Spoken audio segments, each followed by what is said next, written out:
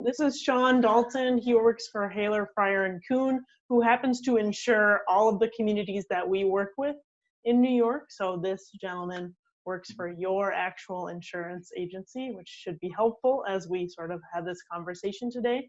Thanks so much, Sean. Oh, no problem, no problem. So as mentioned, I work with Haylor, Freyer Coon. Some of you I remember from our meeting in Syracuse, and if you'll recall, kind of got cut short there. You had an attorney that was talking about New York law and what was relevant at that time. So we got cut a little short. So Molly was kind enough to invite me back just to elaborate a little bit more on what we had initiated discussion on regarding risk management for communities. And that's really going to be the focus of this. I know you all have your mute buttons on, but at any point, I want you to feel free to turn that mute button off and ask a question. What I thought I'd do before we got into the slideshow that Molly has and will help walk us through it is just address some of the items, because I thought she had some good points in her email, and I think you had a chance to read her email with some questions, about what the topics of conversation would be. A couple of things that I thought were interesting and I want to talk about. First of all, is regarding volunteers in the community. So in your resident-owned communities, it's not an uncommon characteristic to see other residents helping each other out, taking on certain tasks that normally would be subcontracted out to a third party, whether it be small maintenance items, whatever it might be. It's important to understand from a volunteer perspective where you're covered and, more importantly, where you're not covered. So I thought I'd address that one first because I thought it was a very good question. It's an important one. From a liability standpoint, your liability coverage will allow you to be protected. When I say you, the resident-owned community, and that's the entity that we insure. So most of you are named, blank and blank resident-owned community, whatever it might be. That entity is protected against the activities of a volunteer, someone like yourself or other residents that are doing work that may cause bodily injury or property damage to a third party. Okay, so that's when you want to mow the lawn, and when you're mowing the lawn, you throw a stone, it hits somebody, it injures them, it causes property damage, whatever it might be. That's considered the activity of a volunteer. It caused bodily injury or property damage. So we'd have liability protection to protect the asset, ROC, the resident-owned community, okay? And if I speak in acronyms, let me know. I'm going to try and use the correct terminology here. But just to be aware of that. The other aspect of that is the work comp aspect. And this is where we can get ourselves into some real trouble, because most of you aren't carrying workers' compensation on that individual. And we typically do not write a work comp policy on your behalf for employees that you have, because most of you don't have employees, you have volunteers. A work comp policy will not respond if there's no work comp policy in place, or if there is one in place and we don't have what's identified as an employee. So I just caution you that when you have a resident doing work, you got to make sure they have their own health insurance. And there is some limited payments within the contract, the liability contract, for what they call medical pay, but it's very limited. Typically, it's up to $5,000. And it's really not intended to protect a owner against an owner, which is what you all are. So keep in mind, you're kind of an anomaly in the manufactured housing world, because not only are you the residents, but you're the owners, which means that every one of you is considered an owner, but also considered a resident. So when the work comp responds, it doesn't respond to you all because you're the owners. So just be very careful when you do have someone come into play or to do work for you. I typically don't like to have you use volunteers. I caution against it because of the work comp exposure, but I also understand the importance of it. As a community, you like to work together and get things done. So be forewarned, liability, you're covered, work comp, you're not. Injury to the person doing the work, not covered. Work that the person is doing causing injury to somebody else, covered. So I want to share that with you. Any questions on that? That's a big, big issue. I have one. Yes. Do you actually ask to see proof of their health insurance? How do you handle that? Yeah, no. I mean, I think that's a very difficult conversation to have.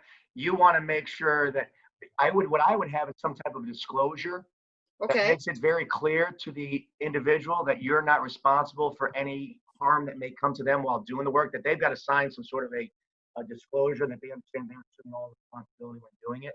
Whether that will hold up in court, I would defer you to a lawyer at that point. do we also do that for board members that do the volunteerism Yes. also?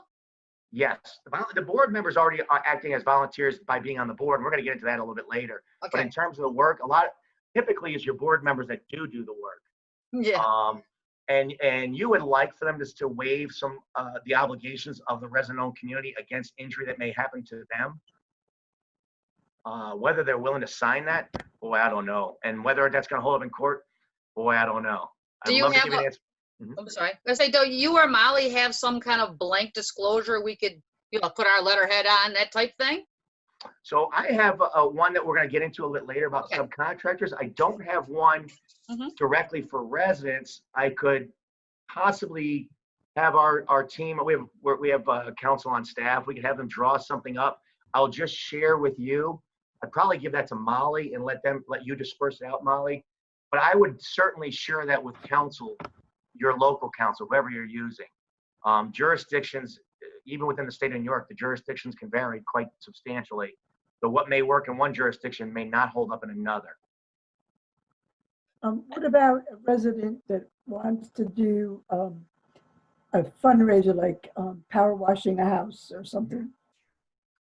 And so it's an individual that's just trying to raise money for For our clubhouse, and who is the individual doing the fundraiser? a resident. So residents offers to go around and clean. Yeah. So they really should be covered under the charity, and that charity should be providing proof of insurance. No, he's doing it for the park, for the clubhouse. Oh, okay. So It's help me not along for, there. Tell me what's going on there. What's he doing? he's a resident of the park, Okay. and he wants to do a fundraiser for monies for our clubhouse. And the job he wants to do is to power wash houses. Okay. I would tell you at that point, he's really, you as the resident-owned community really want to have him provide you proof of insurance, because he's doing this independent. Well, he's not really doing it independent of the organization. Wow, you got a good one here. He's doing it on behalf of the organization. Wow. Is he hiring somebody or is he doing it himself? He's doing it himself. He is. Has he done this before? Does he Yes. have a company that he's, No. where's he getting the equipment? It's his own, he's a resident. So is he leasing the equipment to do the power washing, or how is he? No, he owns it, it's his own. He has his own power washer, so he doesn't have a business of power washing. It's just something he No. wants to do. Alice, I'm gonna get back to you on that one. Okay, That's a good question.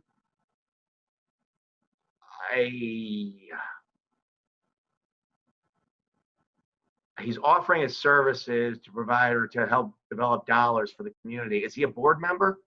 no. He's on our operations committee, And is all the money going to the charity? yes. Or to the charity, the fundraiser? Okay.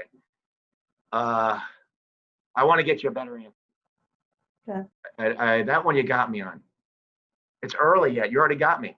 That's a unique situation, and I'd rather get you the right answer. I have an inkling that he should carry his own insurance, but probably not. He probably does not. I would assume he doesn't, to do that type of activity.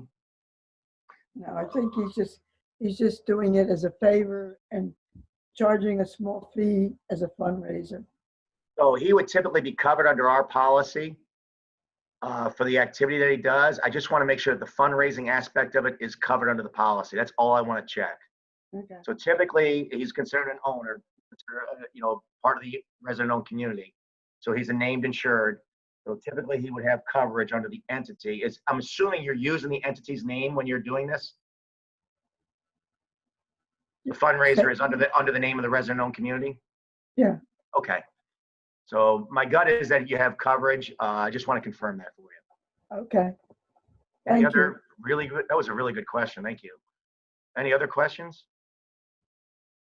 That was one I wanted to highlight, and boy, Alice got me right away. Sean, Yes. once you find out the answer for that question, could you or Molly share it with the rest of us? Yes, absolutely. Because that sounds like a good fundraiser. Yeah. Can I ask a question? Sure. Is there such a thing as volunteer insurance on top of what we already have? Where am I looking? I'm sorry. Who's speaking? Gloria. Oh, Gloria, I'm sorry. Okay. No, so That's the answer to your question is we're including it. Typically, it's not included in the liability policy. We've added an endorsement to make sure that the volunteers are covered. Okay. So when you buy a typical insurance policy and somebody not knowing your exposure would probably forget to add that endorsement. That's an Right. endorsement you want included. So yes, you buy that separately. We include it in our package. You have Okay. that coverage. So if we had the volunteers insurance, then could he power wash? The answer is yes. I just want to make sure. My only concern is the activity that he's doing it on behalf of, the fundraiser. I just want to make sure there's not an exclusion in there that I'm not aware of. That's the only thing I want to confirm. Okay. Okay. So no, Thank the question's a good one. The volunteer aspect of it is legitimate. We'd have, if he caused bodily injury or property damage. Now, I'm going to go back to the fact is, I don't know if he's working off of the back of a pickup truck or the back of, or using ladders or what he's doing. Probably ladders. Yeah, just be careful. You've got an exposure there. If he falls off that ladder, Oh, no. you are in trouble. Betty just said he does it on the ground. He can reach the top. They're not too tall homes. Okay. So she said he doesn't use a ladder or his truck. He just does it, right? Okay. Okay. Okay. Yeah, you just want to make sure he's got all the protective equipment, goggles, things like that, to make sure he keeps himself safe. That's, really you're going to bear the burden of that. So you want to make sure you do everything to protect him. Yeah. And then you all have bought the insurance from me to protect you against the activities the bodily injury or property damage that he may cause. Yeah. Okay. Okay, thank you. Would there be a reason, just out of curiosity, is it just from a cost standpoint, he's doing it for free? He's doing it as a volunteering side? fundraiser. No, but I mean, he's not charging you to go clean them, and then you guys get a certain percentage over it, right? He's just Yeah. volunteering his time to do it? Yeah. Okay. He's going to get a list of people who want their houses power washed. He's going to charge them a certain amount, and then the money will go onto the fundraiser Okay. to repair the community center. Just remember, if he takes any money, he's no longer considered a volunteer.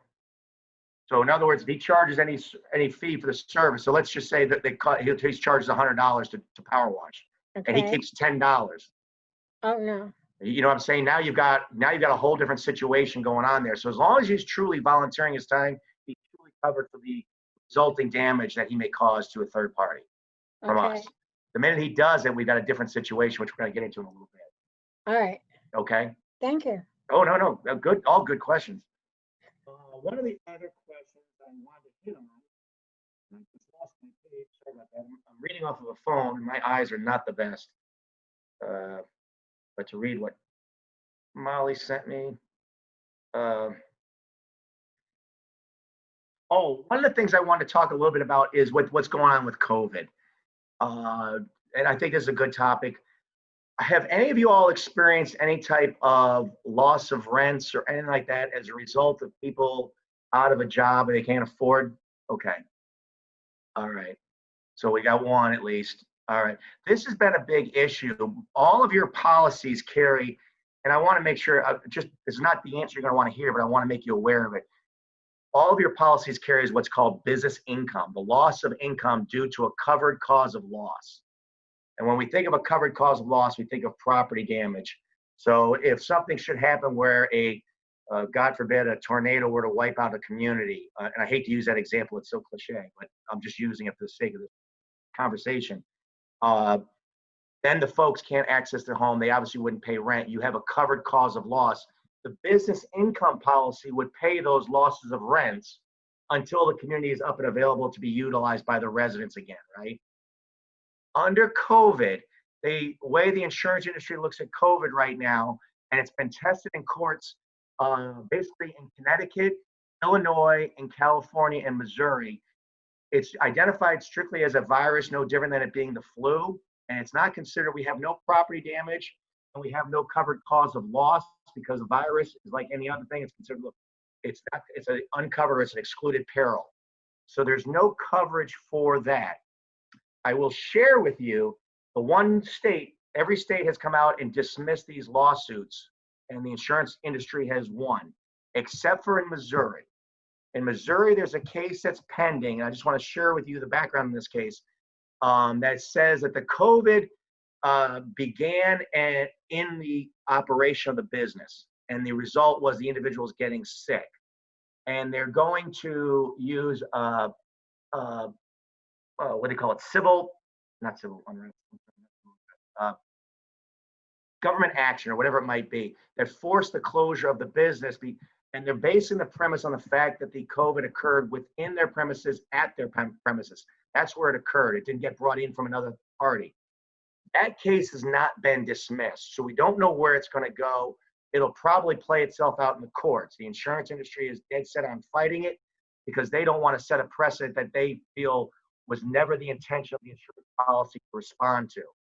But that doesn't mean they're going to win. And as I said, any other case that's been brought before them in response to having to pay a business interruption claim has been dismissed at this point. So just to share with you what's going on there.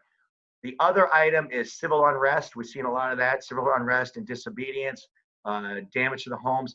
That is a covered peril, okay? It has to be done by government action. So we have government action that takes place to quell the civil disobedience.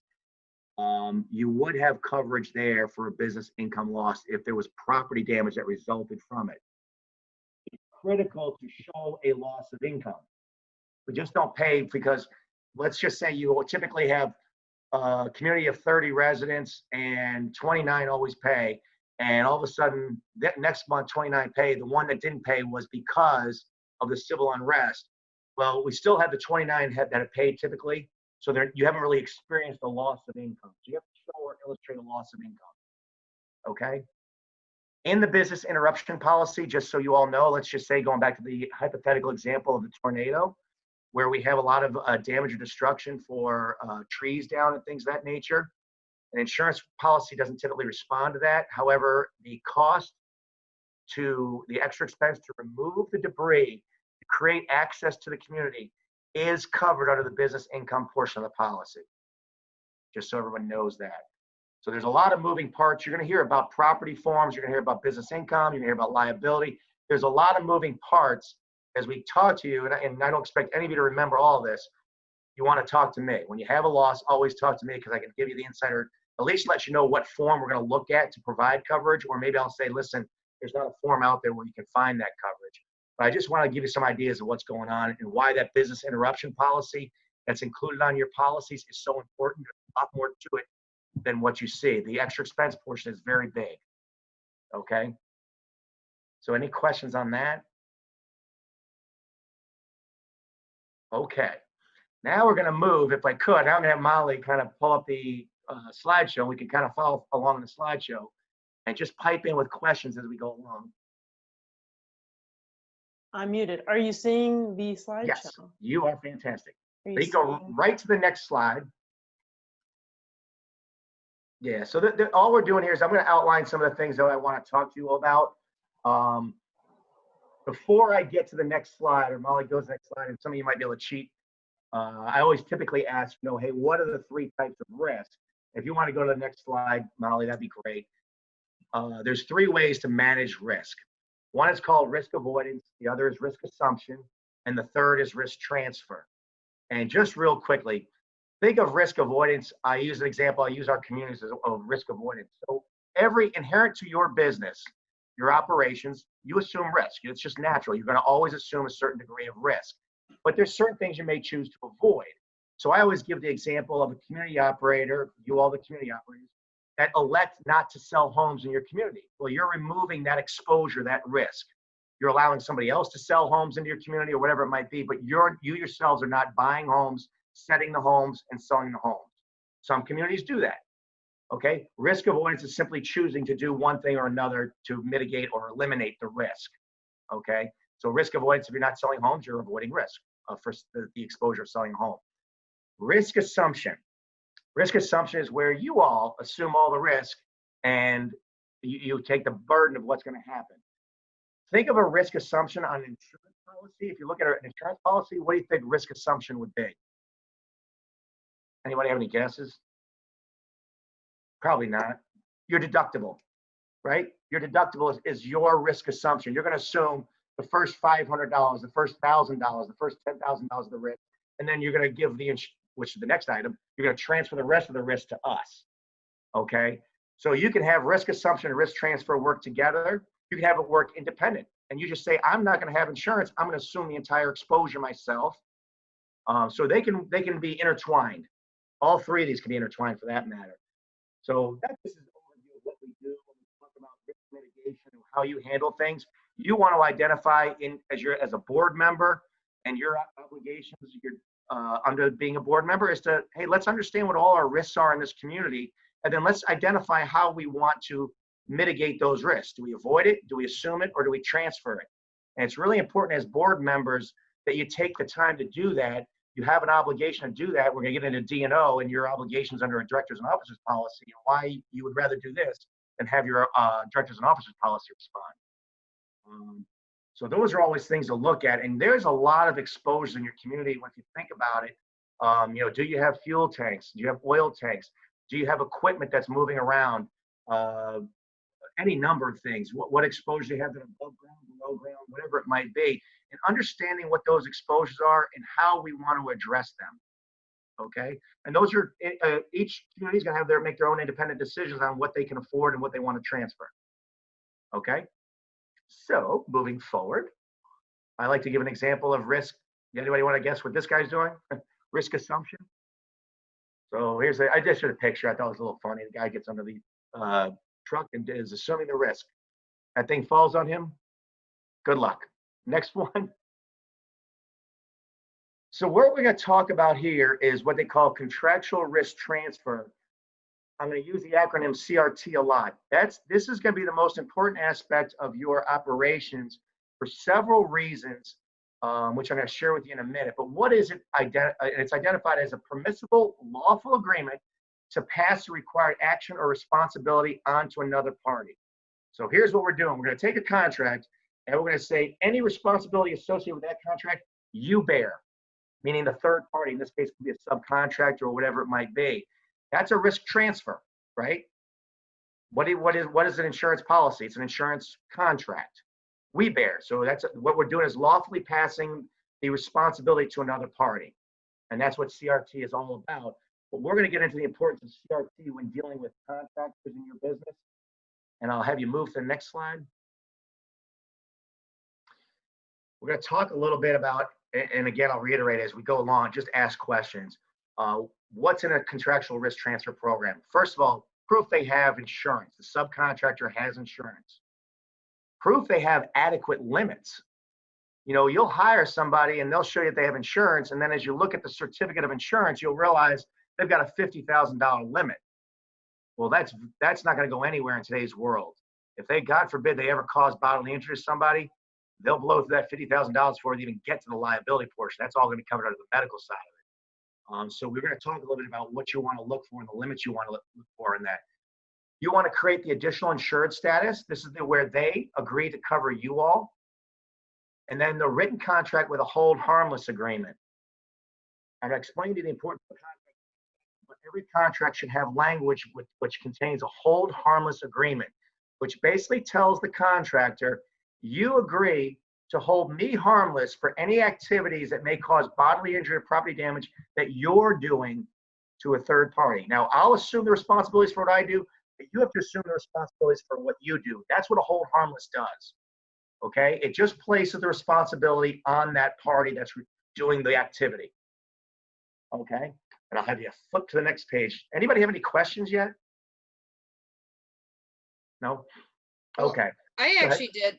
I Sure. did about, that was one of my questions I already had thought ahead of time was, in my line of work, I always made sure any contractor working for me was been additional insured. Now, I asked the board when they started getting this, no, you don't need that. So we actually do need that. Oh, yes. See, I- okay. There's a lot more to the CRT program than just that, but absolutely critical. Critical. And another thing is they've been saying, well, that quote is the contract. I go, it doesn't look like a contract to me. No, that's You not. should have a separate contract. Yes. And does anybody have any one of them you can sort of write up or Yes. fill I in the have. blank? I have one I can share with Molly to get out to you all. I'll have you tell the one that we had. Our attorneys drew up. You guys can use it for all of your subcontractors, but I would tell you to make sure you probably have your lawyer review it first. Okay. But it was done. Just so you know, it was done by a New York lawyer. Okay. Okay. And But Sean, I will not stand behind it. But at least it's a contract. Sean, if I could add something, that is something I have to say our property management company had told us that we needed. We were not aware of that in the beginning. And they said that's why anybody you want to contract with should come through us because they know the legalities. I would agree. I don't know what management company you're using, but I would agree. Okay. Okay. So what's the purpose behind the CRT program? I think we've kind of touched on it. We want the responsible party to pay the claim. Where it has an inherent advantage to you is A, we get that person to pay the claim, but more importantly, claims work against you. And I want to get into what's called, in the insurance industry, there's what's called a hard market, stable market, and a soft market. Okay. If you're in a soft market, you're in a very competitive environment where the insurance industry wants your business. And you have a lot of companies fighting to get the dollars into the insurance company because they want to take that money and invest it. Okay. When you're in that environment, the benefits of a contractual risk transfer, while very important, are less critical than when you move into what's called either a stable market or a hard market. Today's environment, and we've been in a stable market for about 5 years now. Typically, we just came out of a soft market prior to that. And typically, they're cyclical and they move in that motion, meaning they move directly from one to the other in that sequence. Very rarely do you see it go from soft market to stable back to soft. You'll see it go soft, stable, hard, and then move its way back. Okay. Not to say that it can't go back, but typically that's the cycle that it works on. There's no indication as to how long it'll stay within a certain market space. In other words, a stable market can stay there for 6 months and it could stay there for 5 years like it has so far. Okay. Stable market is a pretty good environment to be in. That's basically where the insured and the insurer are basically simpatico. We're working together. Okay. The hard market is the one you don't like. That's where the insurer says, I don't want you, I don't need you, and get out of my program. And you'll hear when we go into a hard market, that's when you hear on the news people losing their insurance. And it's simply a result of them experiencing claims that they're not comfortable with, and they're moving out of a particular niche, or the economic environment is such that they don't want the exposure. Okay. When you get into a hard market, the very first thing that the insurance industry is going to look at is what is your claims ratio, your loss ratio. If it isn't very good, they'll non-renew you. And I mean, when I say not very good, they can be very, very strict on what they deem to be not good. Keep in mind, your premiums typically run, and I don't know what they run, $2,000, $3,000, $4,000, whatever the number is. If you have a claim and we settle a claim for, let's say, $10,000, that means that you're operating about a 500% loss ratio. Most insurance companies want the customer to operate around a 22 to 28% loss ratio. So when you're paying little premium relative to relative to a claim, like in your situations, one claim can have a very adverse effect on you all in a hard market. So that's why the importance of a contractual risk transfer, because the last thing we want to do is pay a claim for somebody that you brought onto the premises who caused bodily injury and they didn't have insurance, and all of a sudden we're paying the claim on their behalf. You're penalizing yourself and you're setting yourself up for a non-renewal, or at the very least, an extremely expensive rate increase. Okay, so I just caution you. Remember, I said we're in a stable market. Typically, they move cyclically.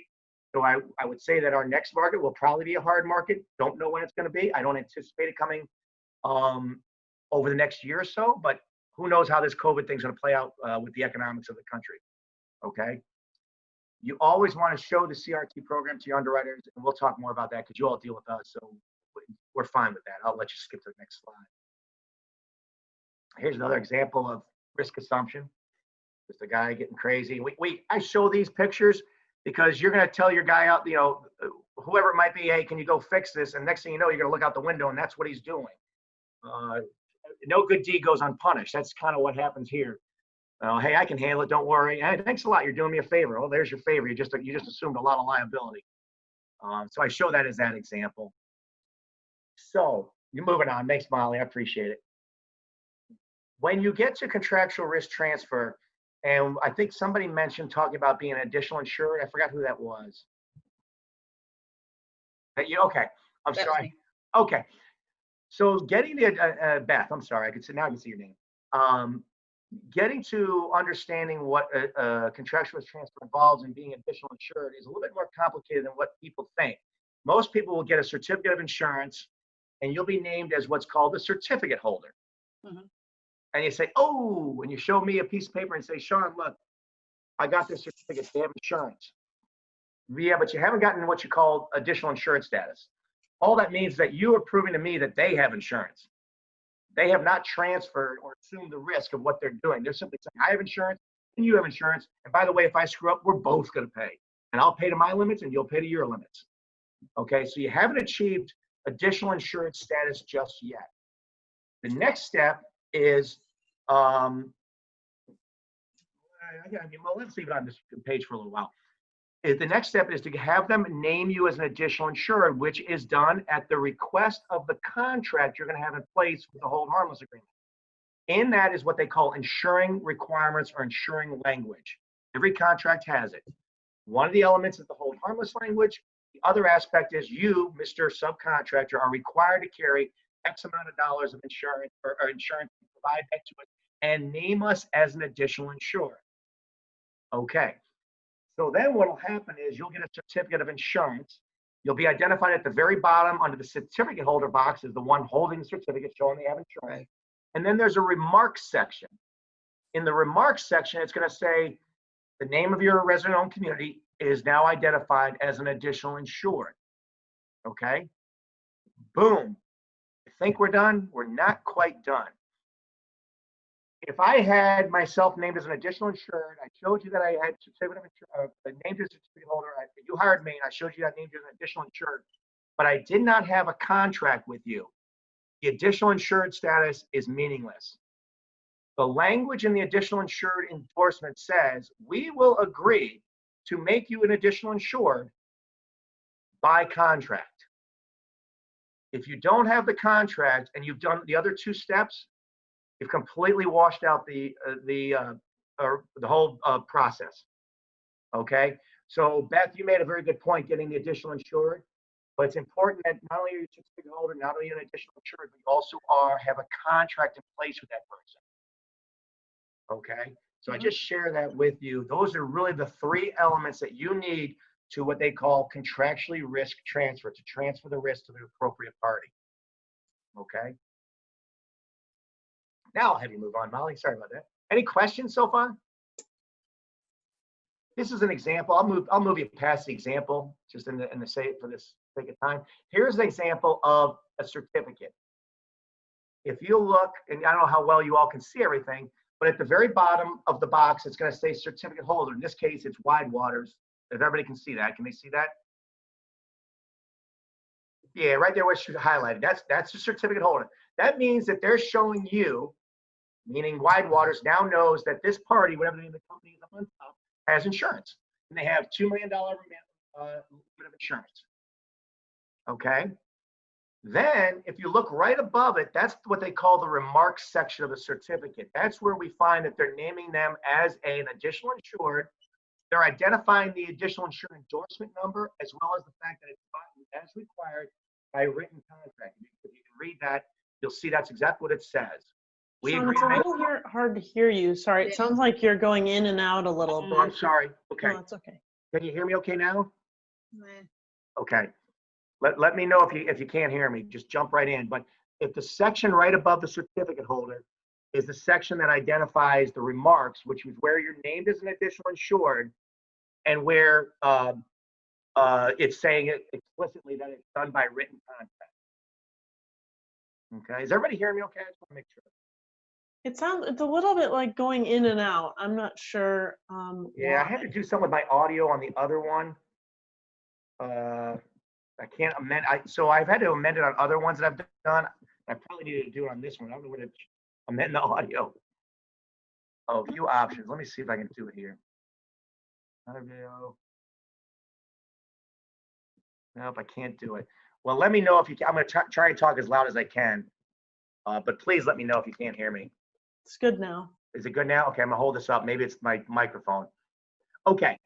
Sean, Then can it I ask a identifies. question? Yes. So you're saying that in that area where it says additional insured, and I can see that it actually says by contract, the Correct. wording, the verbiage is actually there. If that verbiage wasn't there and it just said additional insured and had the name, would that still be under that contract clause? Yes. So the answer to your question is it doesn't really matter whether they write it here or not. They're just writing it out there to make the insured, meaning wide waters, they want to let them know in advance. By the way, if there's no contract, but they don't have to put that wording. The wording is in the endorsement. They can simply say additional insured. You're now identified as an additional insured by endorsement number XXY. They were kind enough, meaning in this case, whoever the insurance company or the certificate issuer was, to say, hey, by the way, wide waters, be aware there's got to be a written contract. Okay. Okay, thank you. So no, they don't have to say, they do not have to say written contract there. But the endorsement, regardless of whether or not it's there, the endorsement does say that. So I got a question. Besides being the cert holder, you still have to have that additional insured wordage on there though. Correct. Okay. All the certificate holder does is show you that they have insurance. That means that you've got a piece of paper that you now know they have insurance. That's good. Mhm. Right? Now, the other thing you want to make sure is when you're hiring a third party, a subcontractor, to do work for you, what's the other exposure besides liability? Work comp, right? You want to make sure they check off the work comp box and that they have work comp. Because if they don't have it, guess who's going to have to pay for it? You all are. So make sure that whenever you hire a subcontractor, they have the work comp box checked off. Otherwise, you're assuming his work comp liability exposure. And if you don't have work comp, you're in a world of trouble. Okay? Did I scare you on that one? Okay. All right. We can probably, any questions on that right now? So everyone kind of gets an idea of what the certificate looks like. The other thing that's identified on the certificate to the far right, can you hear me okay? I'll have you shake your head. Okay. Is the limits, the liability limits. Typically, what I like to see is limits that are equivalent to your limits. So if you're carrying $1 million, they should carry $1 million. Now, you may run into situations where some subs don't have it.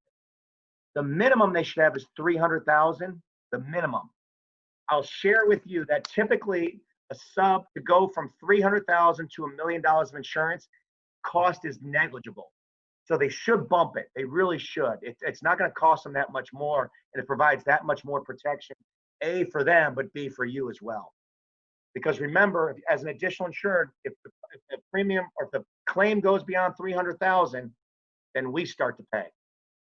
Okay? Any questions there? I know we can bump. Next slide. That's it. We talked about that. That's a disclaimer. This is the actual additional insured. I talked about the endorsement. Here's a copy of an endorsement. You don't have to read it, but that's where it gets. This is the actual endorsement of the policy that the other gentleman, the subcontractor, would have. This would be the endorsement that he would have, and that would name you all as the additional insured, giving you that. Okay. Moving forward, Here's another example of craziness. I will share with you, we've gone into communities where people have tried to bring a home in and they stand on the roof with a pole and raise the electrical utility lines and zap as they bring the home underneath the utility lines. Do not allow that to happen. Please do not allow that to happen. My boss saw it. He saw an individual actually get severely injured doing that. So it's not uncommon for our community operators to do that rather than incur the expense of taking the pole down for a period of time. But just, you got two things going on there. You got a fall from heights issue, but then also you got the electrocution issue there going on. So I share that little example with you. Move forward, I guess. No, I won't get into this claim. We can go forward through all this. That's just an example of how it worked. Employment practices liability coverage. This coverage is meant to protect you against employees. Most of you all do not have employees. You act independent. You have your own board that volunteers their time. You do have what's called the third party exposure. Let's just say somebody comes into the community and is denied entrance because they don't meet the financial requirements. The next thing you know, you get hit with a discriminatory lawsuit.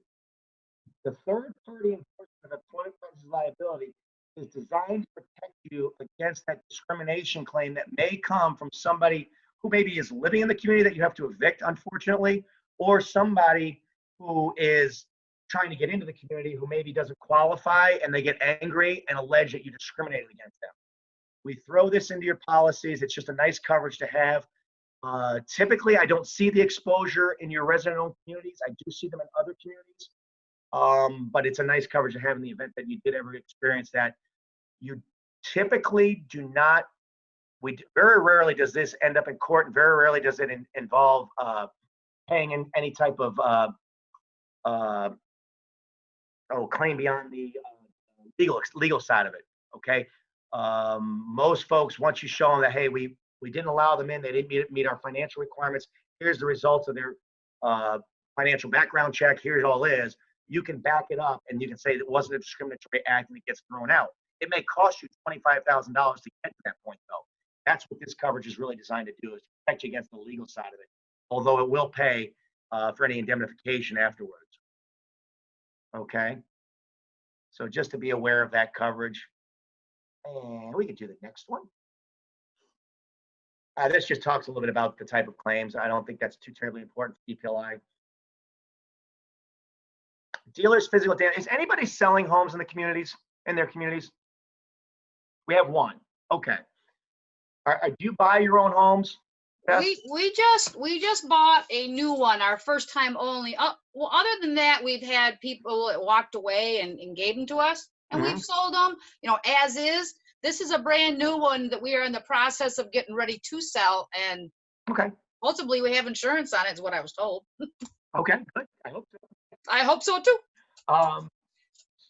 So when you look at that exposure for communities that are doing that, selling their own homes, you obviously take on a premises liability. You got people coming and going, looking at the home. That's the first thing. You're covered for that. The second aspect is the coverage on the home itself. And here's what we talk about. And I'll ask you the question, Beth, who's setting your homes?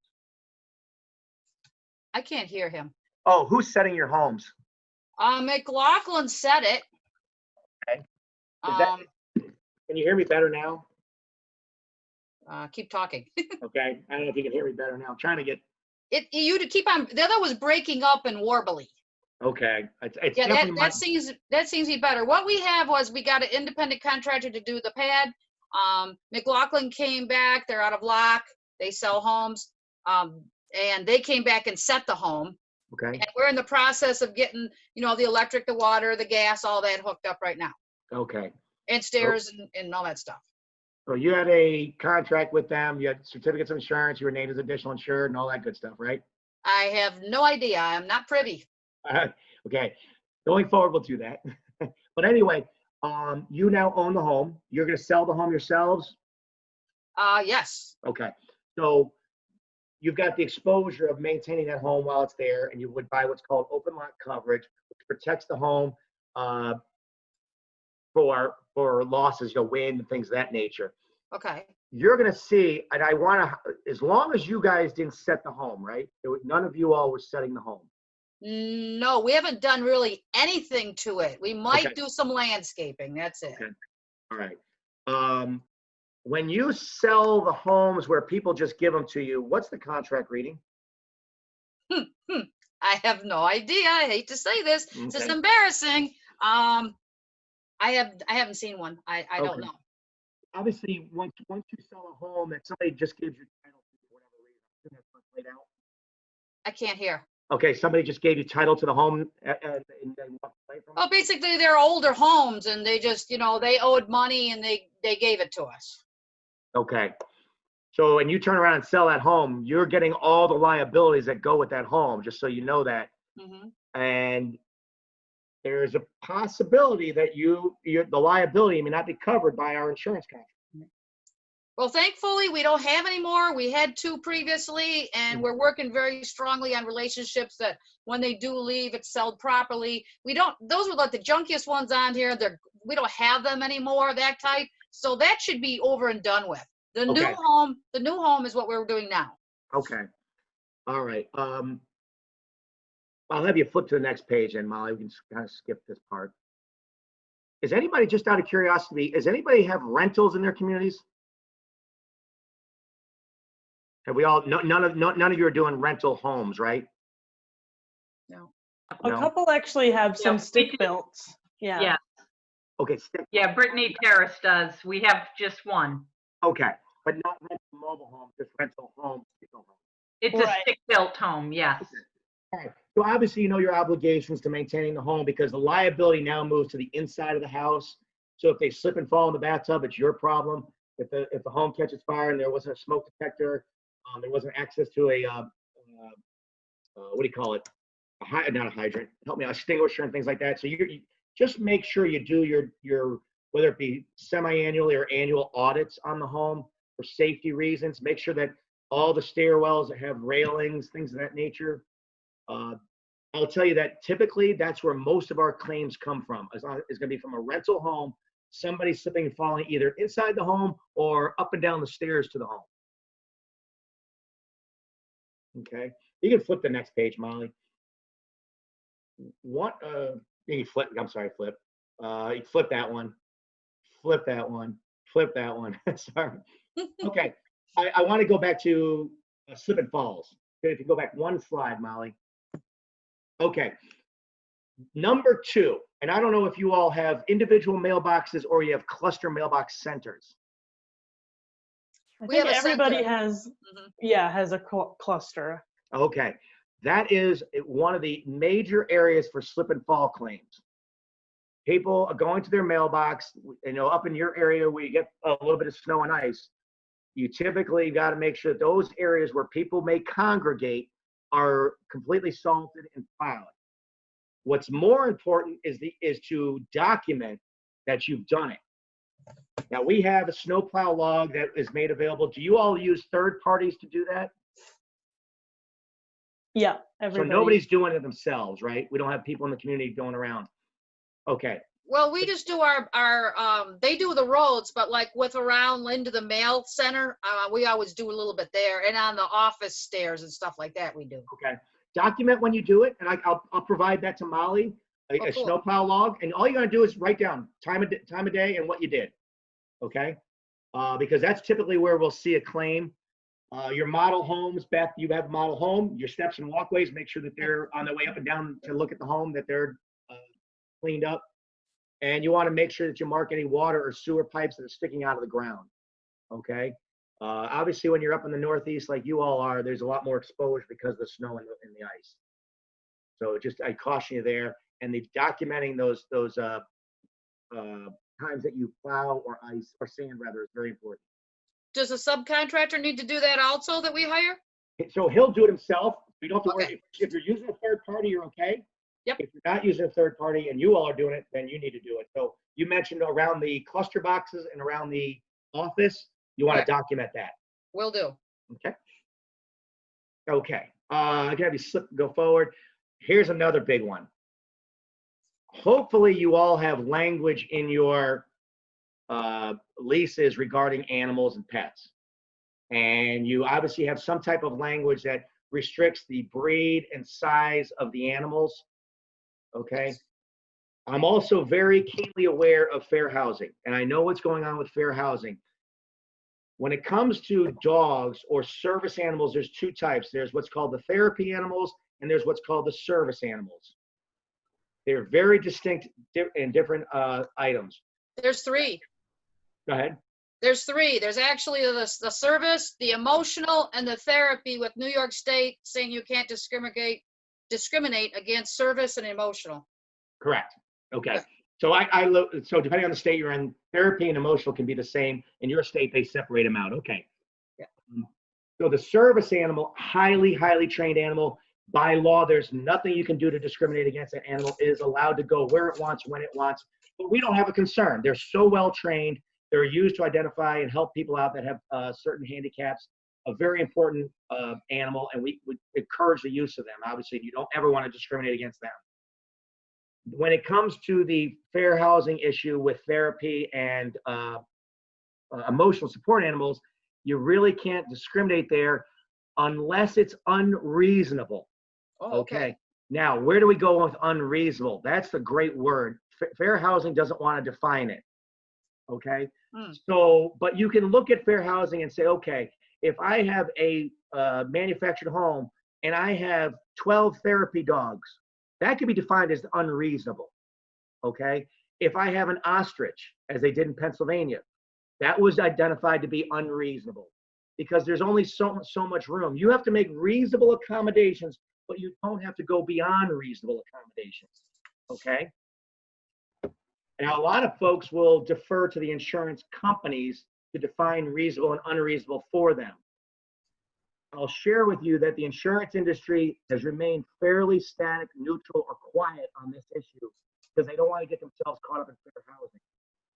They will simply underwrite against it. Okay, so for you all, you already are insureds of ours. It's not an issue. However, if we go to a new community, somebody that wants to have insurance with us, we'll look to that community and see what kind of behavior or animals they have there prior to writing the insurance and what kind of behavior they've illustrated. If we see some sort of frequency or an issue, we underwrite against it, meaning we'll walk away from it, okay? And so because it's unreasonable for us to accept that responsibility. When you talk about highly trained, Yes, ma'am. like most of the time they get puppies, they're not trained yet. So a service animal is a highly trained animal. It's already got its certification. It's gone through class. That's, you'll see the seeing eye dogs. These are dogs that can identify seizures in people. That's a whole different type of animal. It goes through very intense training. And they start out as a puppy, but those puppies are not given to the handicapped individual until they're fully trained. Somebody that gets Okay, a so- therapy dog can get a puppy. Right. Okay. Now, All right. where you have to be careful is, okay, the puppy is a cute little pit bull that only weighs 10 pounds. And next thing you know, or a mastiff, next thing you know, the mastiff weighs 85 pounds, goes beyond your rules and regulations, right? You can put in your rules and regulations the maximum weight of the animal at full growth, okay? It doesn't mean you can, if they identify as a therapy animal, I want to make sure that you understand, they have to provide it has to come from a doctor's note. They can't just go online and get a certificate, okay? That's not a therapy animal. A therapy animal is prescribed to them by a doctor, then they can go get the animal. But simply getting a certificate online is not adequate. Okay, so a lot of people will come back and show you their certificate. Here it is, it's my therapy dog. Well, I printed it offline. That's all they did. A therapy dog still has to be prescribed for some sort of emotional issue that the individual may have, whether it be PTSD or whatever it might be. But it can't just simply be somebody going online and dropping down a certificate. So you want to see a note from the doctor, and then you have an obligation to make reasonable, but not beyond reasonable accommodations for that animal or animals. Okay? Those animals also still have to work within the boundaries of the rules and regs. In other words, if any dog is required to be on a leash outside of their home, then they're required to be on a leash outside of their home. If you're required to clean up after your animal, then they're required to clean up after their animal. Just because they're a therapy animal doesn't excuse them from not having to abide by the rules, okay? It just means that you have to allow that animal, and that's all that we're doing there. Any questions on that? Sean, I have a question. Sure. So if our rules and regs say we have a weight limit of 35 pounds Mhm. and we can't discriminate against the dog, can we say you still have to be within that 35-pound weight limit? Well, let me go back, Carolyn. Let's take therapy, service, and emotional support animal off the table. You can discriminate. You can put, we elect not to have certain breeds. Okay, you're allowed to say these inherently dangerous breeds, for example, and then at your discretion, meaning the board's discretion to allow that animal. Where you run into trouble is if somebody identifies as emotional support, then it doesn't matter what breed it is, you have to allow it. Okay. Now, what you want to do is also make sure your language says the maximum weight of the full grown, because what will happen is exactly what Alice mentioned, is they'll bring a puppy in that weighs 10 pounds. It's underneath the 35-pound limit. But guess what? In 6 months, it's going to be 80 pounds. So you want to make sure at full grown, it's not beyond 35. So you can certainly put those stipulations in your rules. Even for the emotional support dogs? No. No. Okay. Once they identified and they've got a doctor's note, then you can't discriminate against the animal. Okay. Okay. You have to make what's called a reasonable accommodation. All right. Now, let's say you bring in, your rules allow for a 35-pound dog, and this person brings in an 85-pound dog, but it has all the appropriate certification, the doctor's note, and all that. It's his emotional support animal. You have to allow it in. But if you're being asked to make certain unreasonable accommodations because of its height, because of its weight, or it's not maintaining the rules that you set forth, then you have that option to remove the animal from the premise. Okay, you're fighting fair housing. It's never a fun battle, but at least you have that side you have the law on your side a little bit there. Okay, so you'll hear a lot about like apartment complexes where there's obviously a much closer proximity with some of these larger animals, and how do apartment complexes handle fair housing where a guy's bringing a mastiff in who's been aggressive in the past. They can use that as a means to get the dog or the resident out of the community, out of the apartment complex. Okay, in your environment, it's a little bit more difficult because you're not in as close proximity, but they still have to have, if they're required to be on a leash outside, they're required to be on a leash, period. Doesn't matter what they are. Okay. Any more questions on that? I'm looking at my time here. We can move forward real quick. Does anybody have, well, I won't get into this unless anybody has. Does anybody have oil tanks on the ground? Individuals? Do individual residents have it? Okay, so all your communities are not, none of them are, none of the homes are fueled by oil, right? They're on top of the ground, So you do have oil tanks in some of your communities? but they're on top, they're not under. Okay. So I will caution you right now, your insurance policy will not respond to an oil spill. This is a big deal. If one of those tanks spills, chances are the homeowner doesn't have insurance to protect him or her against the EPA will come in. And if it gets into the groundwater, or for that matter, if it gets on the ground, there's a tremendous expense to removing the oil and then testing the groundwater for a period of time thereafter to make sure that it's clean. The insurance that we have does not respond to that claim. So you have a big exposure sitting there. Those bills can get up to $50,000 to $100,000 like that, real quickly. So I just let you know that there's a company out there that does provide that. It's called the Powderhorn Agency, and they have coverage for those type of exposures in your communities. I would encourage all your residents to buy that insurance. Can you say the name again, Sean? So it's a company out of Connecticut. It's called the Powderhorn Agency. Powder. The name of the program is called ProGuard. Powderhorn ProGuard. So the resident can buy it individually, or what typically happens is the community buys it, the resident then pays for it, and the community becomes the certificate holder, because what happens is EPA doesn't go after the individual park owner, they go after the owner of the land. And the owner of the land is the resident-owned community. Okay. So as a result, the resident-owned community is responsible for any and all oil removal and further testing. And that number gets up very, very quickly. I know so many people that have experienced this, and I'm telling you, it's $50,000 in a bat of an eye, So I would caution if you have, or if residents have oil tanks, to make sure that they have, or that the community looks into this policy. And most folks have propane, so that would fall under this? Okay, just check. Propane's not as much of an issue. Okay, Okay, it's the oil there where we have an issue where EPA comes in and can shut it down. yeah. I mean, am I getting anyone wrong? I think most folks use propane. No, Molly. no. Most folks use propane for cooking and either oil or kerosene for heating. Okay, but other, like Marilla, you guys use propane? No, we only propane we have. We have all natural gas. We have propane for the septic field. In case we need a backup there, electricity goes out, generator. And well, we have gas grills, but other than that, no. Okay, natural gas. Yes, Mike, natural. you guys use propane. Patty, you guys use propane, right? Pat, what do you use at Meadow Valley? Oh, you're on mute, but I think I saw you say propane. Yeah.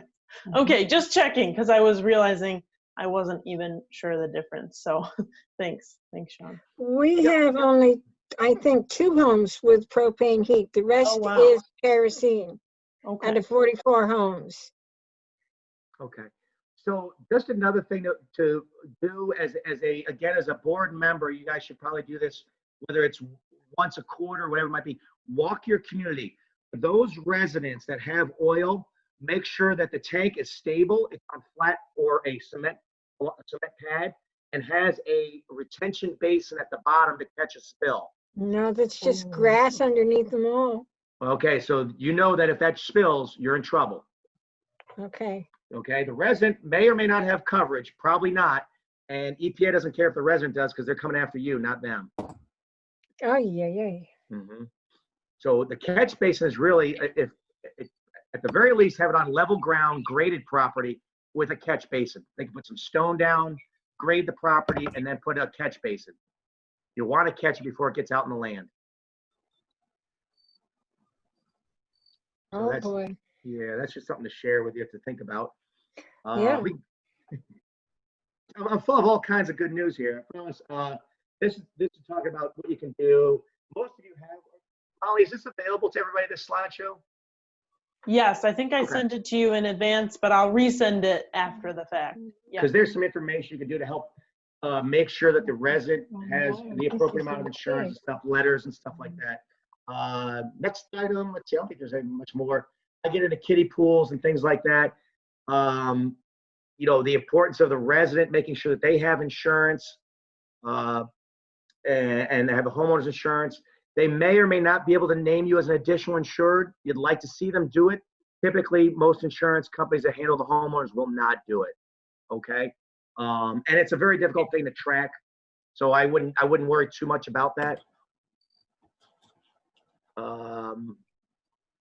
Concerns as you move forward. This is leased language. Trampolines, move forward. Do any of you all allow trampolines or kiddie pools? No. No. Okay. I think we have kiddie pools, but it has to be dumped. Go ahead. And it's only a certain size has to be dumped, and there's nothing in the rules about trampolines. You ready to jump on that? Yeah. I like that trampoline. But just be aware, folks will, they have their residents. You'll see people bringing the ATVs and stuff like that and driving around the community. You want to put a halt to that. You want to make sure that you have well-posted street signs in terms of the miles per hour and enforce that. Let them know if you see something, say something. I hate to say that, I hate to use that cliche, but you want to let people know, hey, listen, you're violating the terms of your lease. We all want to work together. This is our community. You're a resident community. Well, let's work together. You going up and down. I'll share with you. I had a client and an individual, the resident, had a friend come over. The friend drove through the park too quickly, hit and killed a child. Oh, God. And it's a major lawsuit. And I'll tell you that the community is getting sued. because apparently the individual who had come in and out of the community, who was the friend of this resident, had sped through the community time and time again. And the residents didn't do anything to protect or to stop the behavior. So as a result, when the individual lost his daughter, he sued the community because he says, we knew about this problem, you didn't do anything about it. As a board, you didn't do anything about it, and he's now suing us. So I share with you, if you have rules, make sure you enforce them or try to enforce them as best as possible. Right. And that was a very unfortunate situation. Sorry, Sean, I think I lost where we're supposed to be. No, that's all right. It's a moose and a kiddie pool. We're good. That's the last one right there. We don't want all these crazy pools there. Non-doing debris removal, I won't get into today because I know we're running long. You know what I want to do? Why don't I just turn it over to questions? Sure. I actually do have a question. Sure.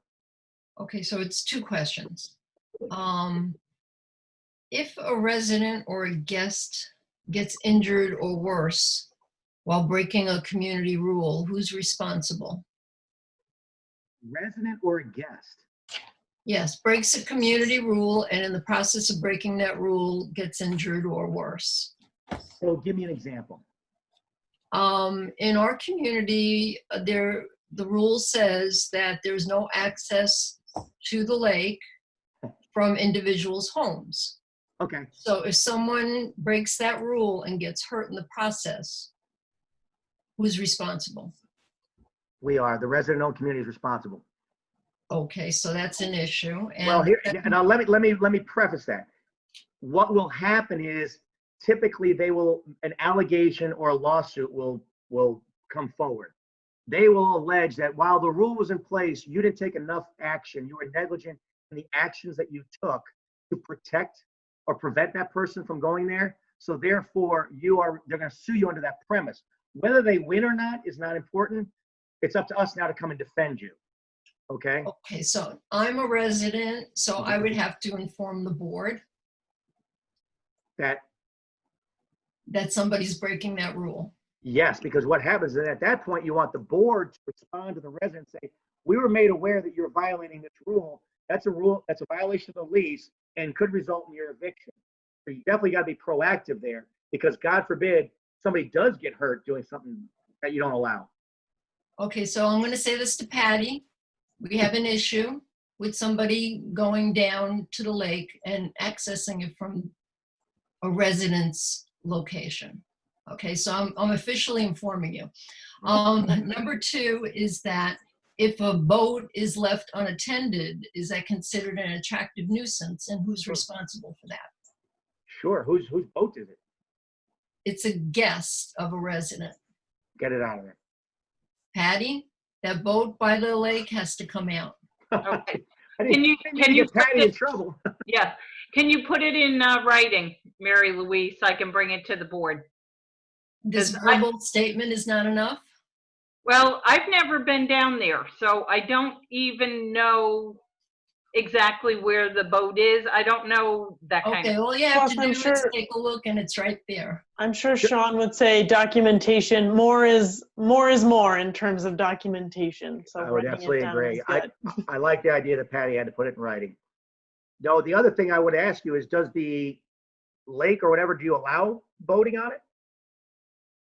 Actually, it is my understanding you can. I know that there are people that have kayaks that Okay. they put it on the lake. Yep. But it's also my understanding they take it off the lake. Yes. Okay. You know. Okay. That would, no, I have no problem with using the lake. Obviously, you want to make sure the use of the lake is limited to you all, residents, that it's your lake. Right. You don't want the public coming in and Right. accessing it. So you want to make sure there's plenty of No. signs to say no public access. And then for the individual who's is he leaving the boat down at the, Yes. yeah, you want it, that's got to be removed. Absolutely. And now it's not to say he can't use it. He can't come as a guest and use it. But certainly when he's done using it, you need to remove it because guess who's going to get in it next? Kids. Some kid. Right. Yeah. Well, the kids were using a rowboat and that was removed, but there was a second one that's now left on the side. Yeah. No problem. Like I said, I have no problem with them having the boat, using the boat, but you want to remove it because late at night it becomes, I'm sorry, but it's going to be the kids who are going to go out there and find it. That's what I would have done. Yes. Yeah. So Mary Louise, you're saying there is a boat on the lake right now? Yeah, you can just, if you want to come in my backyard and take a look, all you have to do is look left and it's there. And it's there, okay. Yeah. And it's property of, it was originally down by the lake and now they put it over there, but they're accessing it from the girlfriend's house. Okay. Now, we also put up a sign that I noticed that says no trespassing. Right, I understand that was put there because we did hear that there were outsiders on the lake. Yes, you heard that from me. And so if the sign says no trespassing, is that enough Yeah, protection? yeah, we don't want any militia down there. No, that's plenty. So that no trespassing is sufficient. Correct. Excellent. Yeah, you want to have it just, have it well posted and things like that. That's Yeah. all you can do. Okay, good. Yep. We know, and just so you know, Mary Louise, we know when we write your insurance, we're assuming a certain amount. Remember, we talked about risk avoidance risk. Now the insurance company's assuming that risk. We know there might be a potential problem there already. I didn't hear that last part. So we already know for it. We make a charge for that exposure, believe it or not. So a lake, a pool, things like that, the insurance company gets their dollars for it because we know potentially there could be some type of an accident takes Right. place. So the exposure has already been identified. You're fine. I Okay. have a question. Yes, Beth. Okay, I just want to know about a liability issue. Of course, we're underneath many, many executive orders here in New York, and one of them is no gathering over 50. Right. And if a resident has a gathering that is over 50 and it gets turned in, there is a good possibility Mr. Como will fine us.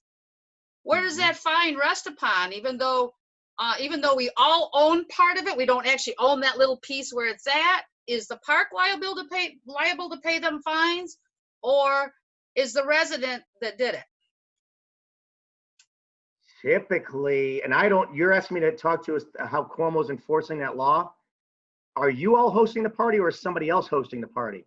A resident is, not the board. Okay, so the resident would be responsible for that fine. Now, Even- if he should choose to, again, that's gonna be how Cuomo decides to enforce it. I can't really tell you how he's gonna enforce it. If he decides to go after the whole ROC, you're on your own. Insurance companies cannot provide dollars for illegal acts.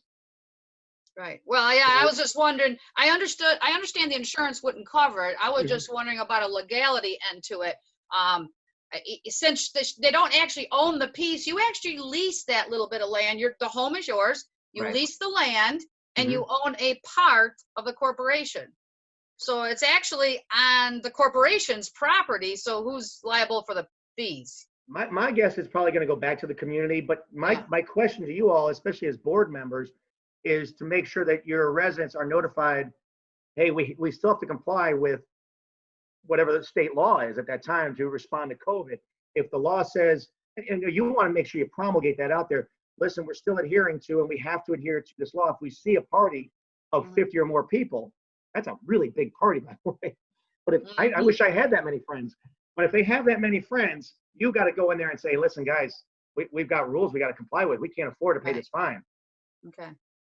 So you want to at least do your due diligence, not due diligence, but do your take your responsibility of at least getting the information out. Folks, we were made aware this is happening. This cannot take place on the premises. If you want to have a party for 50, take it somewhere else. Okay. Sean, I have a question. Kind of builds on Beth's question there. Last week, we needed to have a membership, a special meeting. Okay. We generally can hold our meeting at a church. Okay. And we could social distance. But they had a flood at the church and last minute, and we had important votes that had to take place. We did land up having it in a board member's front yard. So we may have had close to 50. Okay. But we did social distance and things like that. Yeah, and I don't know enough about the rules. Is the rules you can't have 50 people inside or 50 people outside?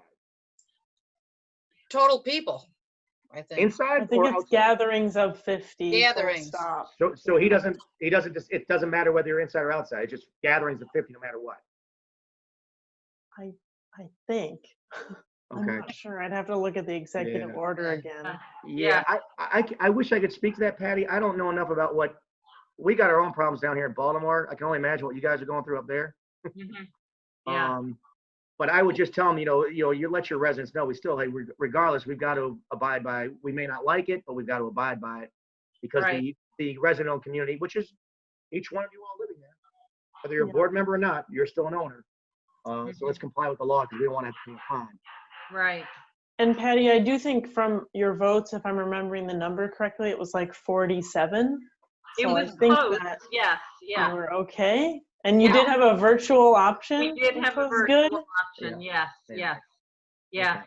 Yeah. And we did need to have a quorum, 33% I of got you. Okay. member households. So to be honest with you, I never even thought about the New York State law when we were trying to, scramble to get a new place. Mhm. Yeah, my guess is he's probably not actively seeking out resident-owned communities to find. I'm Yeah. sure he's going after bars and restaurants, things like that. Right. Right. So Yeah. you're probably okay. I mean, if you're at 51 and Yeah. I Right. can't imagine they come sliding in the door. Hey, Right. maybe, well, I don't know. Right. You don't know our governor. I've been hearing about him. Is there any way to get that last slide up that has your contact information? Let's Since you try. guys are, oh, it'll be in the slide when you send it, right? Mhm. Yes, but can you Okay, see never it? mind. Okay. Thank you. Yeah. If you all have a quick second, everybody has a pen. My cell phone number, which is the best way to get a hold of me, is